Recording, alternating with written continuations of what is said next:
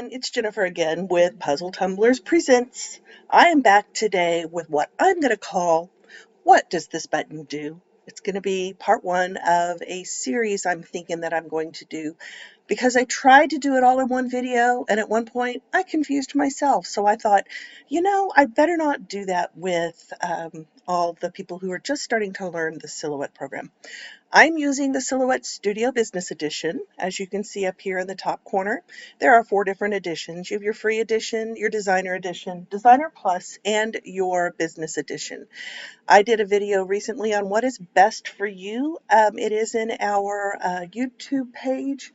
So if you go to the Puzzle Tumblers Presents page and look, you will find a video on what program is best for you.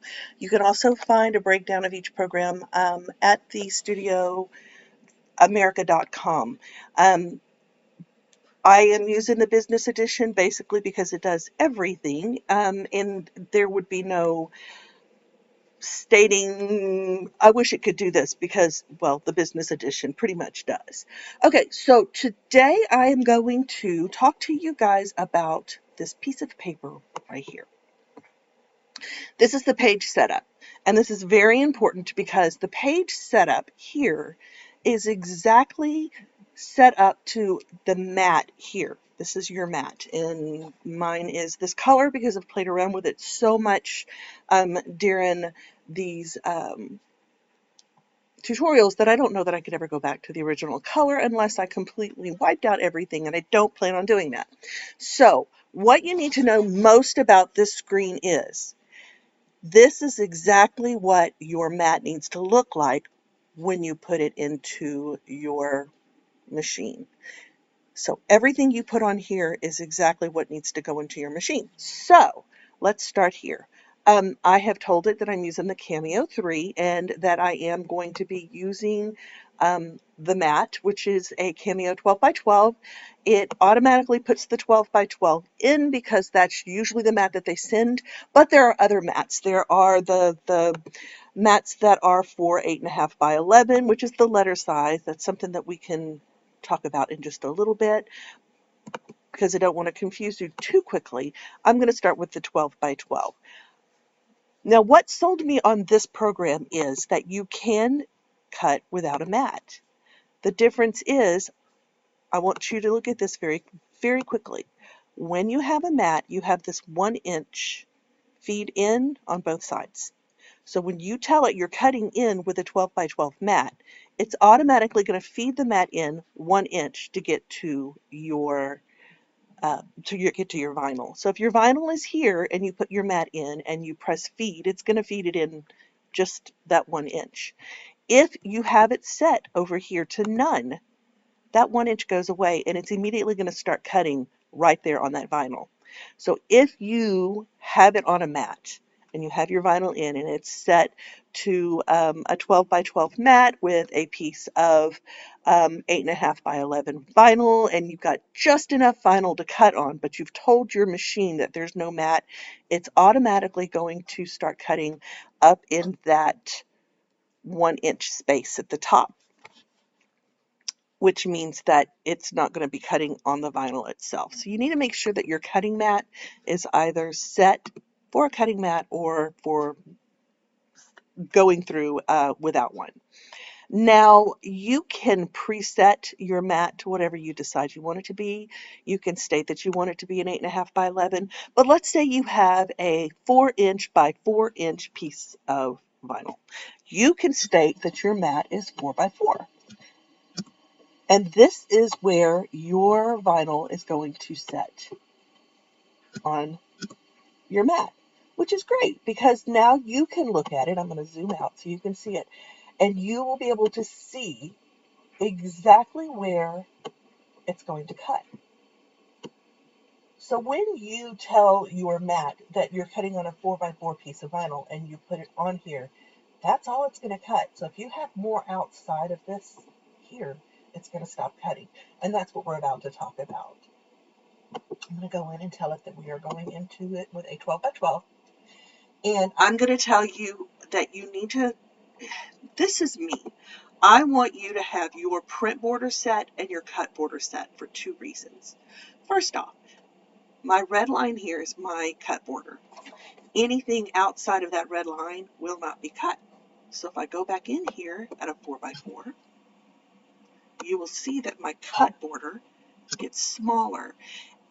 Therefore, I don't know why it won't let me put that 4 in. Therefore, anything outside of my red line here is not going to cut. So if you have your, I'm going to put my name in here and show you, because it's long. It's going to cut up to that F. Just how the machine is automatically set to cut. It's going to cut 4x4, and that's it. Now, of course, you can move it over if you want. So it sits inside of that 4x4, and then it's going to cut the entire name. But just know that if you don't have the cut border set, and you put that name in there, and of course this is a 4x4, and you can tell that that's where your vinyl is, but the machine's going to stop in the middle of that E. And you think to yourself, well, why would it do that if there's vinyl on here? Well, it's because you have it set as a 4x4. You may have an 8x8 piece of vinyl on here, and it looks great, and your name should cut, but you told your silhouette machine that it only needs to cut at a 4x4. So either keep it set as a 12x12, and then that way it'll cut the entire name, or when you are cutting, make sure that your cut border is on so that you know where it's going to stop cutting. The next thing is the print border. This is very important if you are going to be doing any type of print and cut, so that when you go in, you know without having to go back and forth what will print. So here is an example of what I'm talking about. Before I figured out that this was here, I would put my name in here and I would blow it up really big. I'm going to turn my print border off because I want you to see how I saw it. And I would blow it up and I'd think, okay, maybe this is going to fit. It looks like it's going to fit. It is set as a 9.5 by 2. We're going into an 8.5 by 11, so we'll go up to 11. You think it should work because it's an 8.5 by 11 piece of fabric. I mean, a piece of paper. But that's not the case because your print border is actually smaller. So whereas it is almost an 11, it's almost not going to even print up to an 11. I'll show you what it looks like when you go into print. So everything fits until you go to the bottom, and it's cutting off my R because that print border, the black line that's on there, is where it will stop printing. So you need to make sure that when you are doing any type of printing that your print border is on so that you know where to put your typing in so that you don't have to go back. Okay, now let's see if it'll fit in now. Well, of course it's going to fit in because I have my print border on. But before I knew that that was there, I would go back and forth. Okay, now it's fitting and we can go from there.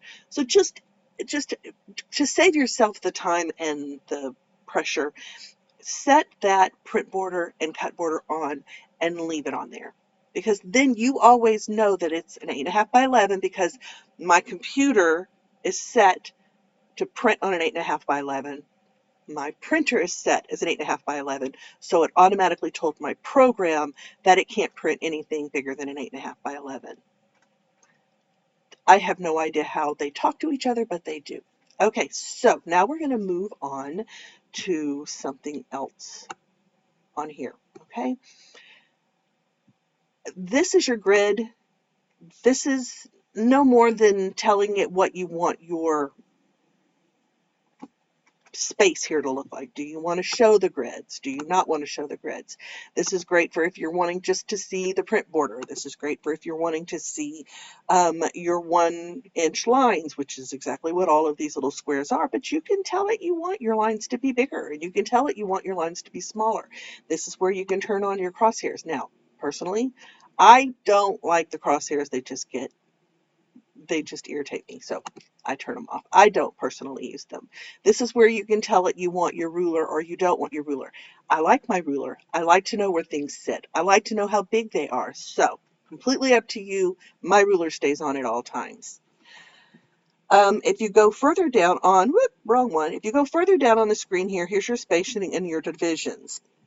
In my divisions, I have 5 squares going this way and 5 squares going this way, which means I have 25 little itty bitty squares in my 1-inch square here because I've told it I have a 1-inch square and I want 5 divisions in there.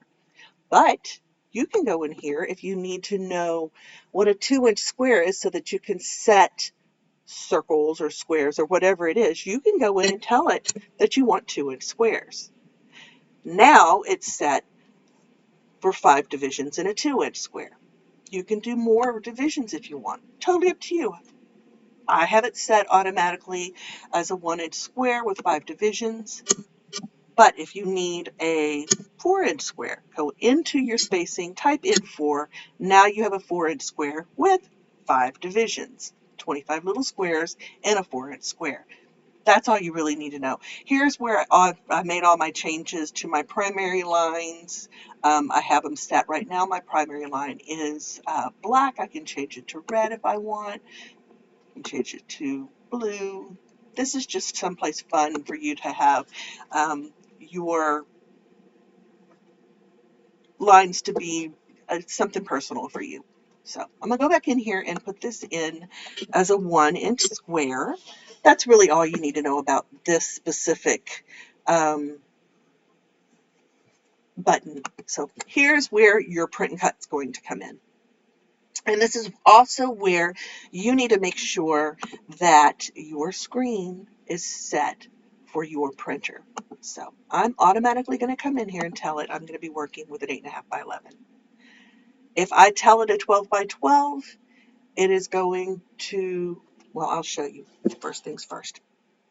Let's go back up to what does this button do? These are your registration marks. If your registration marks are not on, your cutter cannot talk to your computer where the computer tells it where my name is. So you're going to turn on your registration marks. Now here's a few things that you need to see. As you can tell, my print lines have gotten much smaller, okay, because you need to have an area for your cutting system to find the registration marks.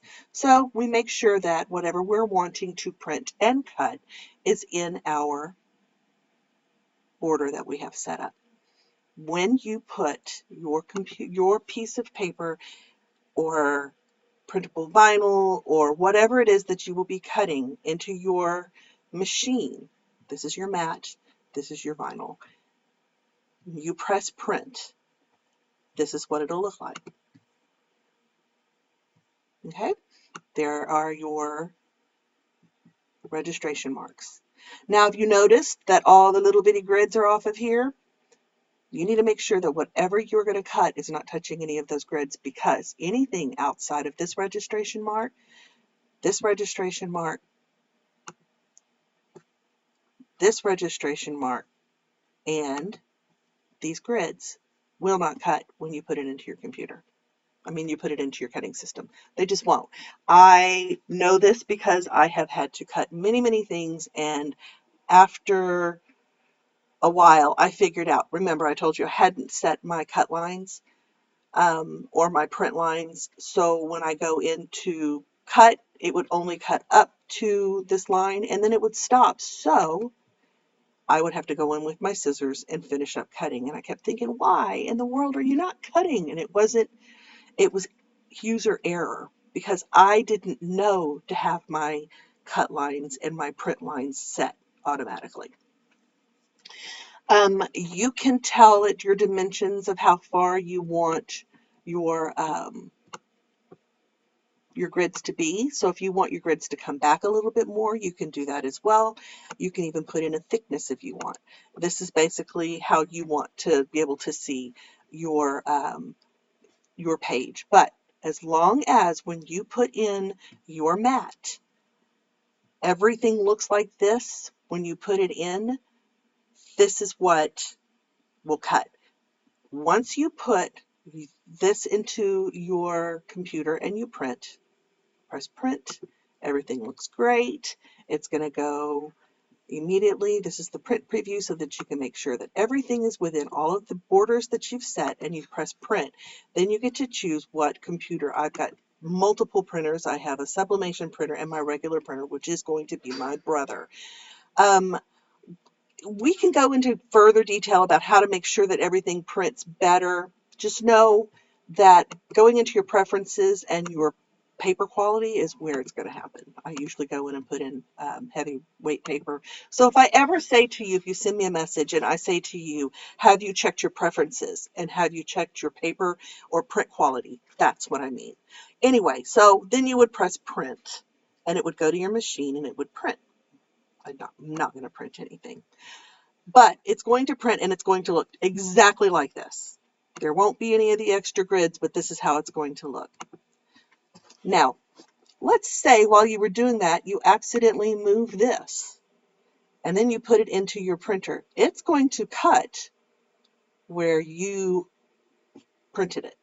So it's not going to cut my name. It's going to immediately cut where you printed it because you set your registration mark here, here, and here for the cutting machine to find this. So once you print it, don't touch anything else. Don't move anything, leave it alone. So if you have 5 things and you think, oh, well, if I move it around this way, I can save vinyl, then go back in and reprint it. When you put it into your machine, you will see the bar come over, and then it's going to scan here. Then it's going to go down and scan these 2 lines. Then it's going to come up and scan these 2 lines. Then it knows where my name is, and then it will cut. Now I will do a tutorial very soon on how to calibrate your cutting system if it doesn't cut perfectly. But for right now, we're going to say that this is how this is going to look. Now there are other things that you can do. We have advanced features, but you really don't need to know all of that. Go in here and play if it's something that you want to do, but what I've shown you is all you need to do any type of print and cut. Now we're going to do one more fun thing before we go. And I'm going to show you what this button does. This is the fill panel. You can find it up here as well. There's your fill panel, but it doesn't give you as many fun things to do. You'll use this quite often if you just want to fill in something. Okay, we are going to start a new page. I'm going to tell it it's a 12 by 12 just for tutorial reasons. I'm going to type in hello, y'all. I'm going to make it bigger because of what we're about to have fun doing. Now this is a really great page for finding things that, like, they're like little Easter eggs. You know, you start playing around and you think to yourself, what does this do? Well, first off, we're going to go in and find a fun font. I have many, way too many fonts because I am with Creative Fabrica. You go into them and you sign up. You get access to everything. You will have access to more fonts than you have Common Sense. I promise you, because I myself did this. So here's our hello, y'all. I don't know why. Sometimes it won't put in everything, but we're not going to need it really. Okay, so we're going into our color panel. Now here's why this is much more fun. Because you can make your background transparent automatically, or you can choose whatever color you want by going into advanced options. Now let's say you have a blue color, you like this color blue, but you really want it to be darker. It needs to be darker. I don't like how dark this blue is. I want it to be much darker. Here's where you're going to do that. You're going to play around and find the color that you want. Let's just, for those who would be doing it, let's say that you find this color and this color specifically for a client who only likes this color. Go back, do that color again. Make sure you write these numbers down because these numbers right here is that color. Anyway, that's just what that does. It does it for all of it. If you want to change the colors around here, you can make it lighter or darker, more opaque, more natural, whatever you decide. This is how I found the perfect maroon for my daughter's school. I was just playing around with everything. The next thing that you're going to come across is the fill gradient. Now, I love the fill gradient for backgrounds or for flags or whatever. You just need to play around to find out why you like it so much. But this is what it does. It just puts a gradient into your letters or your picture. Let's say we have a circle. Let's go in and put a circle in here as well so that you can see what it does. Here's our circle. Tell it I only want one. Highlight the circle. I want it to be this gradient right here, but I really want to move my white over a little bit. I want it not to be so big. This is where you go to play around with that. I have done this quite often. It's just something fun and a little extra that they've included in here, but this is where I really like it. They have given you fun patterns to play with, and these are really a lot of fun if you don't have a whole bunch of digital paper downloaded and all you really want is a checkerboard circle. Okay, well, here it is. You have a checkerboard circle. No, I think I'd really rather have make it look like an Easter egg. That's where you're going to come in for this right here. Now, later on, I will show you how you can download your own digital paper and make your circles into whatever paper you want. But for right now, if you're just getting started, that's where you're going to go to have their fun patterns that they have given to you. Now, I want to say this. I don't know if these are available in the free edition or the designer edition. I'm pretty sure it's available in the designer plus edition. I went into detail on this is where you're going to find the scale, which is what I was telling you about when you want to make pictures in whatever you're in to be bigger, smaller, if you want more or less. This is where I found this scale. So that's what that button does. So today we talked about page setup and we talked about the fill panel. These are two buttons that you're going to use a lot. Next time I come in, I'm going to talk to you about the trace panel. That's another button. I call it my toast because that's what it looks like to me. It looks like toast. So if you ever hear me say go push the toast button, that's what that is. But I'm going to talk to you more about the trace panel because that is also another button that you will use quite often. I use it every single time I go into do any type of editing in this program. But now you know how to use the setup panel and you know how to use the fill panel. So please go take some time, play around, find out what it is that you like to do, and then take the next step, which is going to be part 2 of what does this button do? I hope you all have a great day. Please stay safe out there and be kind to one another.